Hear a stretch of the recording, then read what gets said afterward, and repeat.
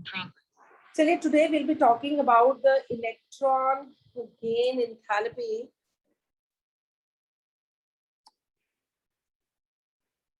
ठीक है, as the name indicate, electron gain करने के टाइम पे एनर्जी का रिलीज होना.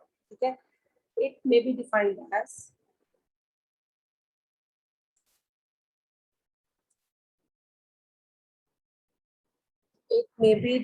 as the energy released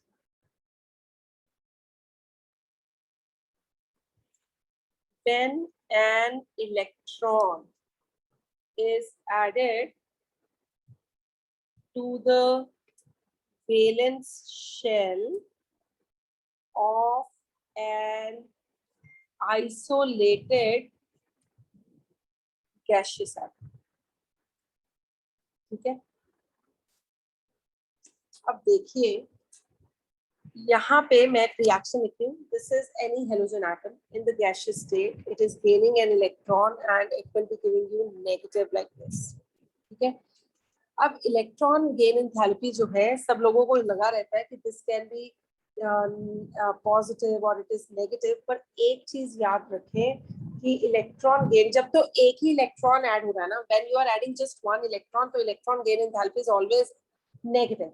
तो इट इज नेगेटिव, मतलब एनर्जी इज रिलीज. यहाँ पे इलेक्ट्रॉन गेन एंथैल्पी जो है यहाँ पे नेगेटिव होगी जब भी एनर्जी रिलीज होती है. मैंने आपको बताया था कि it is always with the negative sign. ठीक है, और जब भी एनर्जी रिलीज होती है, जब भी एनर्जी गेन होती है, तो always it is with the positive sign. ठीक है, तो जब भी यहाँ पे देखिए एनर्जी हो रही है रिलीज, तो that is with the negative sign. अब देखें, एक चीज मैं लिख रही हूँ, electron gain enthalpy may be either, ठीक है, एक्सोथर्मिक, या ये एक्सोथर्मिक हो सकती है, या फिर ये एंडोथर्मिक भी हो सकती है, डिपेंडिंग अपॉन द एलिमेंट. ठीक है, डिपेंडिंग अपॉन द एलिमेंट, जैसे मैं अभी आपको बता रही हूँ, डिपेंडिंग अपॉन द एलिमेंट. अब देखें, अब बेसिकली जब ऑक्सीजन है, ठीक है, ऑक्सीजन ने जब पहला इलेक्ट्रॉन गेन किया, तो यहाँ पे O नेगेटिव बना. ठीक है, और एक एनर्जी रिलीज हुई, दैट इज, जिसको मैंने कहा फर्स्ट इलेक्ट्रॉन गेन एंथैल्पी, उसकी वैल्यू 141 किलो जूल्स पर मोल. ठीक है, तो यहाँ पे मैं लिख रही हूँ दैट इट वाज एक्सोथर्मिक. जब भी एनर्जी रिलीज हो रही है, एक्सोथर्मिक. अब क्या है, इस ऑक्सीजन ने एक और इलेक्ट्रॉन को गेन करना है. जब इसने एक और इलेक्ट्रॉन को गेन करना है, तो अब देखिए, this is negatively charge, this is negatively charge. तो two negative charges, they would repel each other. ये दोनों आपस में एक दूसरे को रिपेल करेंगे, पर इलेक्ट्रॉन ने तो अंदर जाना ही जाना है. उस रिपल्शंस को ओवरकम करने के लिए ये जो इलेक्ट्रॉन है, ये सराउंडिंग से एनर्जी एब्जॉर्ब कर लेगा. अच्छा भाई, जब एनर्जी एब्जॉर्ब कर लेगा, तो इसका मतलब प्रोसेस क्या हो जाएगा, एंडोथर्मिक हो जाएगा, और यहाँ पे O-2 बनेगा. और अगर आप इसको कहें सेकंड गेन एंथैल्पी जो है हाइड्रोजन ऑक्सीजन की, that will be positive.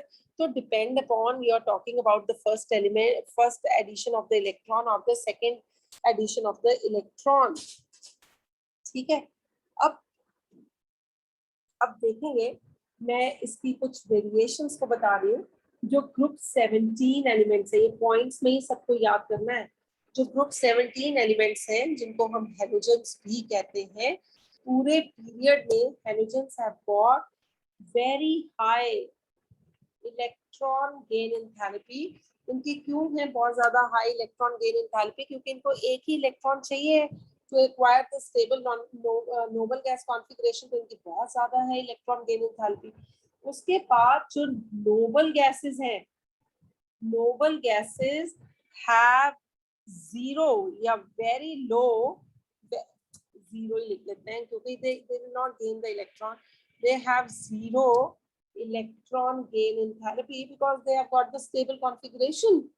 अब देखिए, जो इलेक्ट्रॉन गेन एंथैल्पी है ऑफ एल्कलाइन अर्थ मेटल्स, ठीक है, जो एल्कलाइन अर्थ मेटल्स है, they have got the configuration NS2, ठीक है, this is very less, they are stable, ये बहुत लेस है, यहाँ पॉजिटिव है, because they have completely filled s orbital, इनका completely filled s orbital, तो क्यों ये इलेक्ट्रॉन्स को गेन करने के चक्कर में आएंगे, ठीक है। उसके बाद नाइट्रोजन की अगर मैं बात करूं, तो नाइट्रोजन की भी बात करें तो इट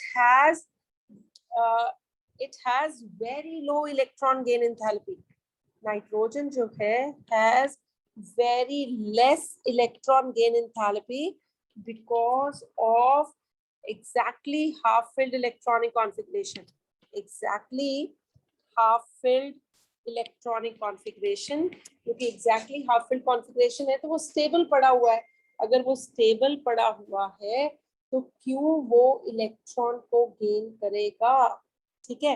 अब एक चीज सब लोग याद रखेंगे कि electron gain enthalpy is inversely proportional to atomic size, जितना एटॉमिक साइज ज्यादा होगा उतना ही, जितना एटॉमिक साइज छोटा होगा उतना ही न्यूक्लियर चार्ज ज्यादा होगा and ultimately it will have a tendency to gain the electron, ठीक है। इलेक्ट्रॉन गेन एंथैल्पी जो है that is inversely proportional to screening effect, जितना स्क्रीनिंग इफेक्ट ज्यादा उतनी इलेक्ट्रॉन गेन एंथैल्पी कम, ठीक है।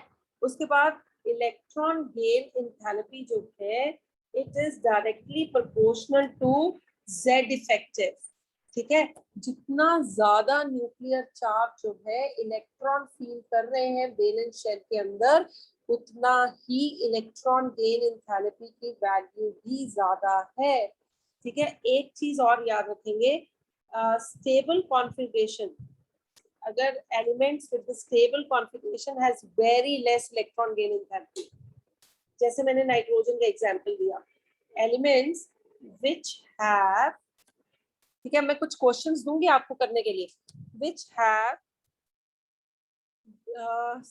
Stable electronic configuration, stable electronic configuration आए तो इसका मतलब एग्जैक्टली हाफ फिल्ड या completely filled, which have stable electronic configuration have very low ionisation electron gain enthalpy, क्योंकि इलेक्ट्रॉन गेन एंथैल्पी जो है वो बहुत कम है। अब देखिए, जो इलेक्ट्रॉन गेन एंथैल्पी है ऑफ ऑक्सीजन, ठीक है, एंड फ्लोरीन,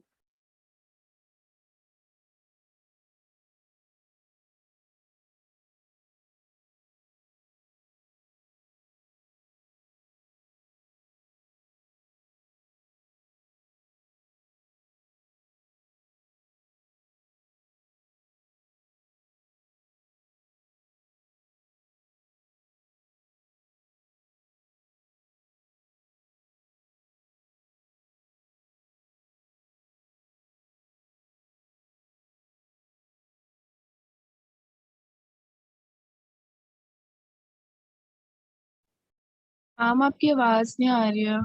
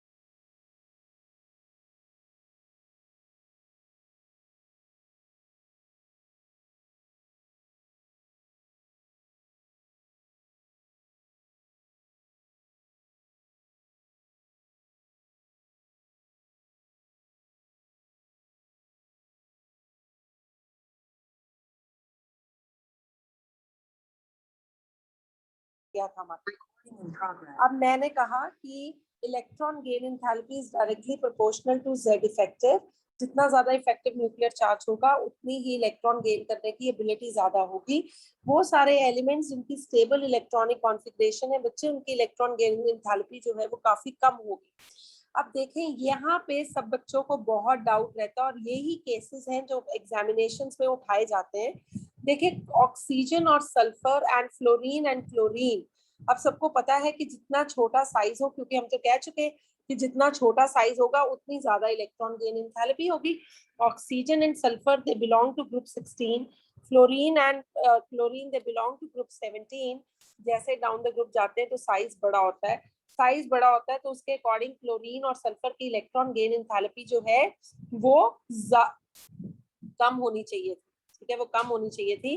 बट यहाँ पे एक्सेप्शनल है, यहाँ पे ऑक्सीजन और फ्लोरीन की electron negativity, electron gain enthalpy कम है as compare to sulphur and chlorine. Now why does it happen? क्योंकि ऑक्सीजन और फ्लोरीन का साइज छोटा है। साइज छोटा होने की वजह से जो आपने इलेक्ट्रॉन डालना है वो कहाँ डालना है? 2p के अंदर डालना है। 2p का साइज छोटा होने की वजह से इंटर इलेक्ट्रॉनिक रिपल्शंस होंगी, जिसकी वजह से it will have no interest to gain the electron.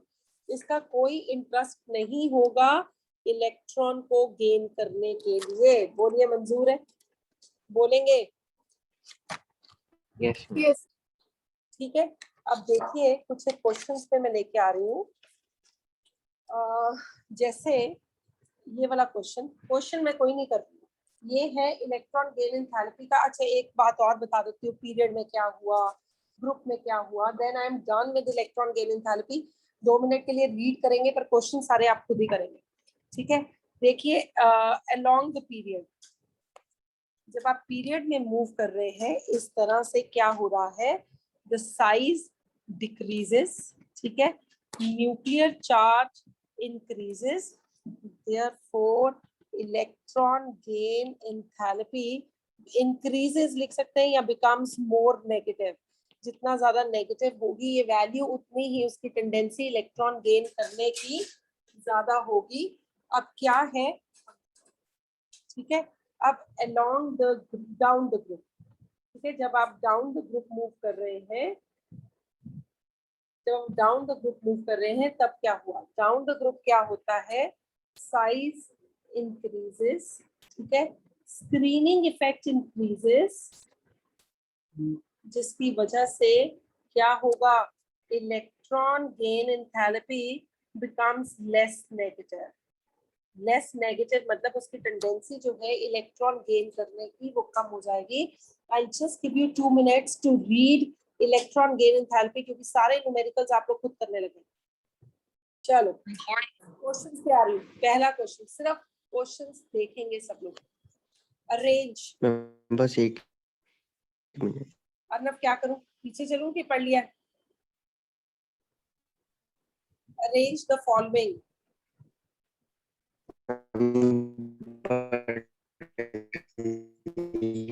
Arnab आवाज नहीं आ रही बेटा, क्रैक करिए आवाज, मैसेज डाल दे यहाँ पे। अरेंज द फॉलोइंग इन, पहला पार्ट दे रही हूँ, increasing negative electron gain enthalpy, increasing electron gain enthalpy. The elements given are nitrogen, phosphorus, oxygen, sulfur, ठीक है। दूसरा पार्ट,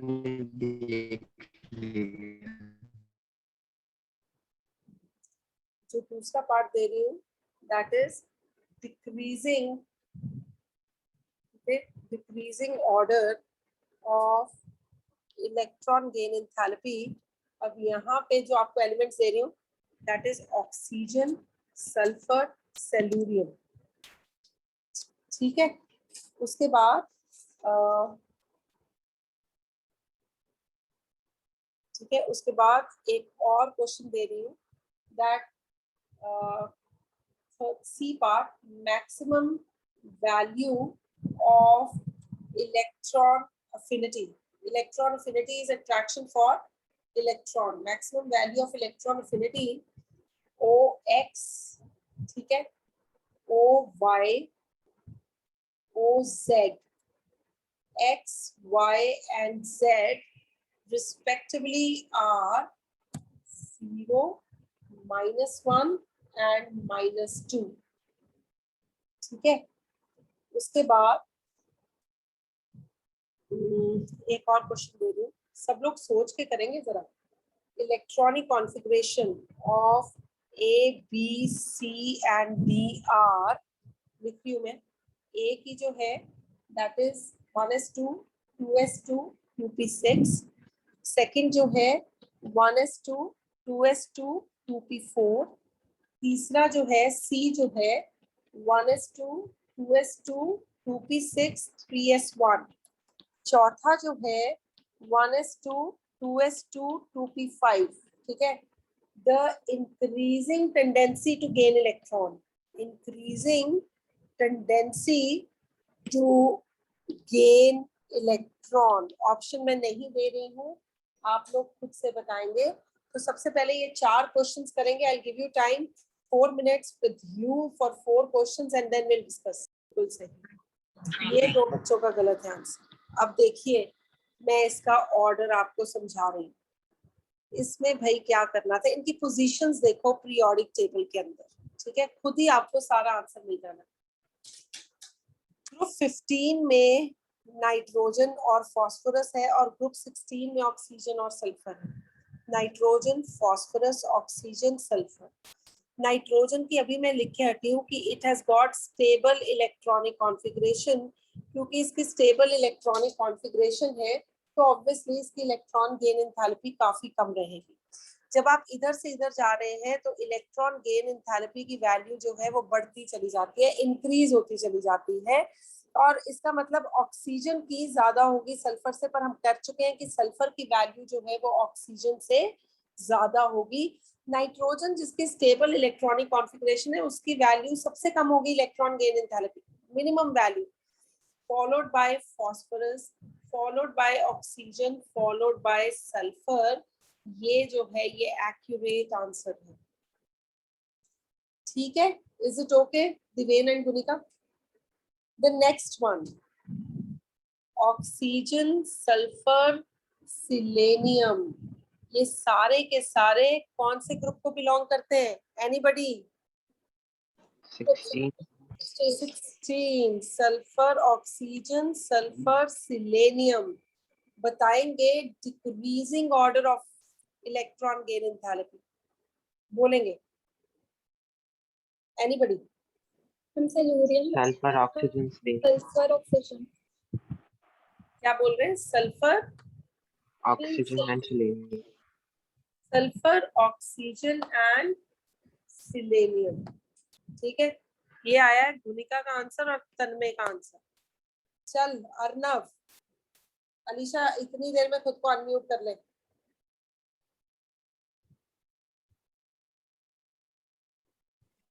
मैम सेलेनियम सबसे बड़ा है. अच्छा. मैम उससे छोटा ये सल्फर है. हाँ. मैम उससे छोटा ऑक्सीजन. अच्छा, दिस इज अर्नव्स आंसर. ठीक है, और किसी को इस कैटेगरी में डालना होगा तो डाल देना. अलीशा अनम्यूट करें खुद को. सनत, मेरा पहले वाला आ रहा है. अच्छा, आपका पहले वाला आ रहा है. Alisha is giving the answer पहले वाला. ठीक है अलीशा. और मैम सल्फर, हाँ सिलेनियम, हाँ ऑक्सीजन. ऑक्सीजन. ये सनत का आंसर आ रहा है. अच्छा, दिवेन, नमे? Sulphur, selenium and oxygen. Diven का भी यही आंसर. अच्छा, और सल्फर, हाँ, सल्फर, सिलेनियम, ऑक्सीजन. नमे का भी यही आंसर है. सुखमन?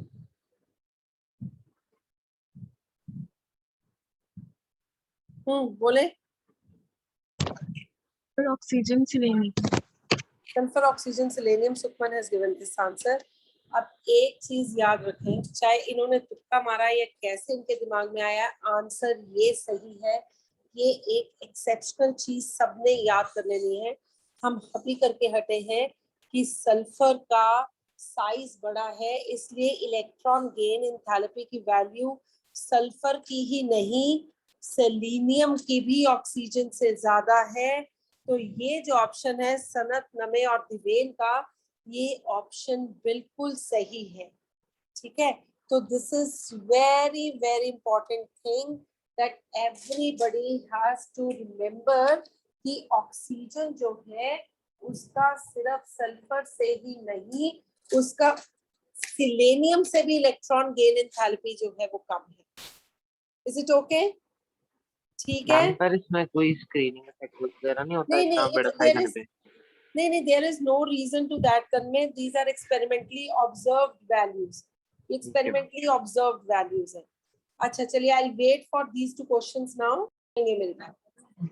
OX का मतलब हुआ कि ऑक्सीजन न्यूट्रल है। ठीक है, OX means that the oxygen atom is neutral। ठीक है, OY का मतलब ऑक्सीजन पे -1 चार्ज है। OZ का मतलब ऑक्सीजन पे -2 चार्ज है। ओ सूरमो, जो न्यूट्रल एटम होता है ना, उसमें इलेक्ट्रॉन को डालना सबसे ज्यादा इजी होता है। जिनके ऊपर नेगेटिव चार्ज आ गया, नेगेटिव इलेक्ट्रॉन को उनके अंदर घुसाना बहुत मुश्किल होता है। तो इलेक्ट्रॉन गेन एंथैल्पी इसकी और इसकी इससे काफी ज्यादा कम होगी। The people who have come up with the right answer is this section of people: Sanat, Diven, Sukhman and Arnav. These two ma'am पर options हमने are पीछे ऑक्सीजन की प्रॉपर्टी नहीं करी थी कि सेकंड इलेक्ट्रॉन ऐड करने के लिए एंडोथर्मिक होता तो नहीं, एनर्जी की। मैंने वो तब था अगर आप फर्स्ट इलेक्ट्रॉन गेन एंथैल्पी और सेकंड इलेक्ट्रॉन गेन एंथैल्पी की बात कर रहे होते। ठीक है, मेरे को पता था ये सवाल उठेगा, पर मैंने यहाँ पे सिर्फ maximum value of electron affinity बोली। इलेक्ट्रॉन एफिनिटी मतलब इलेक्ट्रॉन गेन करने की एबिलिटी, एफिनिटी मतलब अट्रैक्शन, किसके लिए? इलेक्ट्रॉन के लिए। इन तीनों में से किसकी maximum electron gain, maximum electron affinity होगी? कौन इलेक्ट्रॉन को झट से अपने अंदर ले लेगा? ये, क्योंकि ये न्यूट्रल है। ये नहीं देगा, कहता जा तेरे ऊपर नेगेटिव चार्ज है, चौड़ा होके ना दिखा, मेरे खुद के ऊपर नेगेटिव चार्ज है। तो इसकी टेंडेंसी इस इलेक्ट्रॉन को लेने की कम होगी और इसकी और भी ज्यादा कम होगी। वो जो मैंने बात करी है, that is first electron gain enthalpy and second electron gain enthalpy, that is something else. It is just one electron you have to add. When I'm talking about maximum value of electron enthalpy, it means that examiner is asking that one electron you have to add. You just tell कि कौन जल्दी से उसको accept कर लेगा। Over दिमाग लाना means sometimes it is हानिकारक। पर साइज पे भी तो डिपेंड करता है। साइज सबसे छोटा उसकी किसका? हाँ, जिसका सबसे छोटा है उसके अंदर इलेक्ट्रॉन झट से जाएगा ना। तो इसका तो साइज सबसे छोटा हुआ, क्योंकि anion has a bigger size than a parent atom. Chlorine का साइज छोटा है, क्लोराइड का साइज जो है वो बड़ा है, ऑक्सीजन का साइज इस तरह से छोटा है, ऑक्साइड का आयन बड़ा है। तो बिल्कुल ठीक, साइज वाइज भी सोचे तो इसका साइज छोटा है। ठीक है बेटा, is it okay? So OX जो है which is neutral, that is accurate. ठीक है, चलिए the next one, I am waiting. Just see कौन सा ऑप्शन सही है। इलेक्ट्रॉनिक कॉन्फ़िगरेशन देखें। ठीक है, इलेक्ट्रॉनिक कॉन्फ़िगरेशन देखें जो स्टेबल है। ठीक है, वो तो सबसे पीछे जाएगा। तो फाइट जो है वो A और B के बीच में हो गई, क्योंकि A की स्टेबल कॉन्फ़िगरेशन है। ठीक है, फर्स्ट वाले की स्टेबल कॉन्फ़िगरेशन है। तो देखिए A वाला, इसमें 1 को लास्ट में रख रखा है, इसको 1 में लास्ट में रख रखा है, तो ये ऑप्शन सही है। ये और ये वैसे ही खत्म हो गए।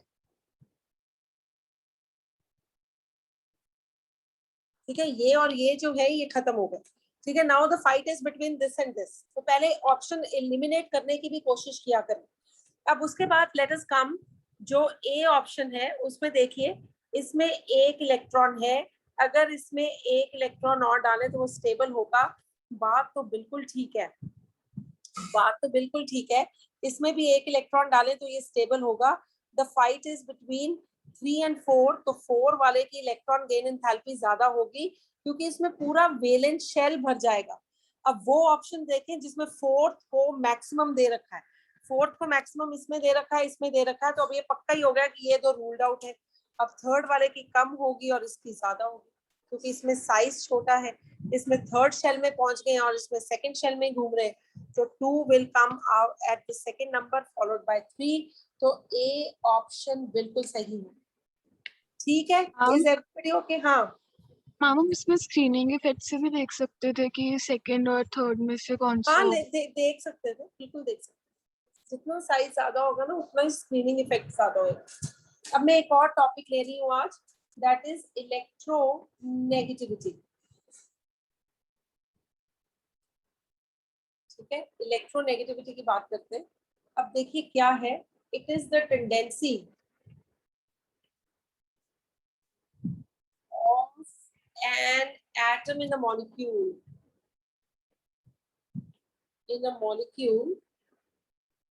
to drag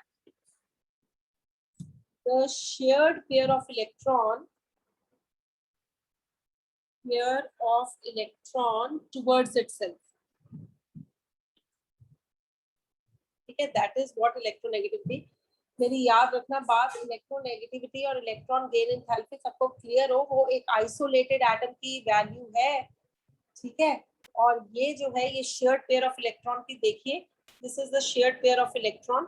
ठीक है, इसकी टेंडेंसी इस इलेक्ट्रॉन क्लाउड को अपनी तरफ लेके जाने की, that is what is called as electronegativity. तो हम कह देंगे this is more electronegative and this is less electronegative. जो अपनी तरफ इलेक्ट्रॉन ले गया वो ज्यादा इलेक्ट्रोनेगेटिव हो गया। एक तो बात ये सबको याद ही रहती है, ठीक है, ये रेगुलर क्लास में भी याद ही रखते हैं।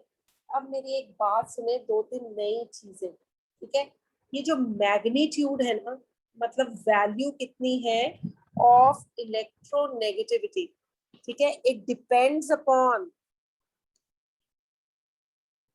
Upon ionisation energy and electron gain enthalpy. ये मैग्नीट्यूड निकालने के लिए बहुत बार से क्वेश्चंस आते हैं। अब सबसे जो इम्पोर्टेंट स्केल है ना, मूलिकन स्केल, सब लोग पक्का याद रखेंगे। और भी मैं स्केल्स लिखा रही हूँ कि अगर आपसे पूछे कि इलेक्ट्रोनेगेटिविटी की वैल्यू निकालें तो मूलिकन स्केल जो है इसको दिमाग में रखेंगे। This is ionisation energy plus electron affinity divided by 2। ठीक है, याद रखना इन दिस केस, इसमें एक ही चीज याद रखनी है कि ionisation energy and electron affinity जो है they are expressed in terms of electron volt. ठीक है, इज इट ओके? अब एक और स्केल है हमारे पास, दैट इज पॉलिंग स्केल। एक और पॉलिंग स्केल बता रही हूँ मैं, उसमें अगर आपने इलेक्ट्रोनेगेटिविटी निकालनी है दैट इज डेल्टा। ठीक है, that is chi A minus chi B। This is representing the electronegativity, जिसको डेल्टा से भी मैंने रिप्रेजेंट कर दिया। This is equal to 0.208। This is EAB minus under the root EAA into EBB। ये सबने याद रखना है। अब देखिए ये जो है इस केस के अंदर EAB जो है ये किसको रिप्रेजेंट कर रहा है? ये बॉन्ड। जब भी मैं इंथैल्पी लिख रही हूँ ना, इंथैल्पी का मतलब होता है दैट इज एनर्जी। ठीक है, तो this is representing the bond energy of AB bond. ठीक है, और EAA जो है this is representing bond energy of AA bond. और ये जो है बच्चे it is representing the bond energy of BB bond. ठीक है, याद रखना यहाँ पे all energies are given in kilo calories per mole. पर हाँ, if energies are given in kilojoules per mole, energies are given in kilojoules per mole, और आपसे कहा जाए कि वैल्यू निकाल दो इलेक्ट्रॉन गेन एंथैल्पी की, तो यहाँ पे बेटा minus this is equal to this. तो मैं यहाँ पे लिख रही हूँ, यहाँ पे वैल्यू जो आएगी that is delta, that is chi A minus chi B, that is equal to, सिर्फ एक वैल्यू बदलनी है 0.1017। सिर्फ 0.028 से वो वैल्यू 0.1017 हो जानी है। बाकी फॉर्मूले में कोई चेंज नहीं आना। This is AB minus EAA into EBB, सारी चीजें वही हैं, सिर्फ कहाँ पे चेंज आया, अगर वैल्यू किलो कैलोरी पर मोल में है तो वैल्यू डिजिट में जो मैंने लिख रखी है 0.208 ले लेंगे, अगर किलो जॉल्स पर मोल है तो 0.1017 ले लेंगे, और अगर इलेक्ट्रॉन वोल्ट में दे रखी है वैल्यू इलेक्ट्रॉन गेन एंथैल्पी की और इलेक्ट्रॉन गेन एंथैल्पी और इसकी, तो आप ये वैल्यू को मोलिकन स्केल से फाइंड आउट कर लेंगे। Is it okay? Is it fine? तो मैग्नीट्यूड जो है इलेक्ट्रॉन गेन एंथैल्पी का वो दोनों वैल्यूज पे डिपेंड करता है कि आयनाइजेशन एनर्जी कितनी है और इलेक्ट्रॉन गेन एंथैल्पी कितनी है। इलेक्ट्रोनेगेटिविटी पे आ रही हूँ दोबारा से, ठीक है? अब मैं लिख रही हूँ smaller is the size of the atom,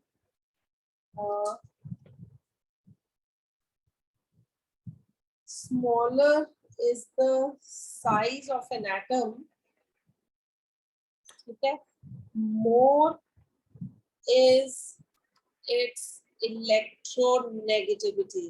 अब साइज पे मैं चलूंगी पीरियड में और ग्रुप में, ठीक है? अब देखिए डाउन द ग्रुप क्या हुआ, डाउन द ग्रुप, ठीक है, साइज इंक्रीजेस, ठीक है, उसके बाद इलेक्ट्रोनेगेटिविटी डिक्रीजेस, बस इतना ही करते हैं, इलेक्ट्रोनेगेटिविटी डिक्रीज हो गई। अब मैं आ रही हूँ along the period, along the period क्या हुआ, ठीक है, साइज डिक्रीजेस, ठीक है, उसके बाद जेड इफेक्टिव इंक्रीजेस, यहाँ पे जेड इफेक्टिव ना मैंने लिखा नहीं डाउन द पीरियड पे क्योंकि ऑलमोस्ट सेम रहता है, therefore electronegativity increases, ठीक है, in every period। जब आप पीरियड में मूव कर रहे हैं तो इलेक्ट्रोनेगेटिविटी जो है बढ़ रही है। in every period halogen are the most halogens are the most electronegative elements, most electronegative elements, ठीक है। एक ये नई चीज बताने लगी हूँ, higher in higher oxidation state, oxidation state मतलब जो चार्ज रहता है, इन हायर ऑक्सीडेशन स्टेट, ठीक है, द एलिमेंट हैज हायर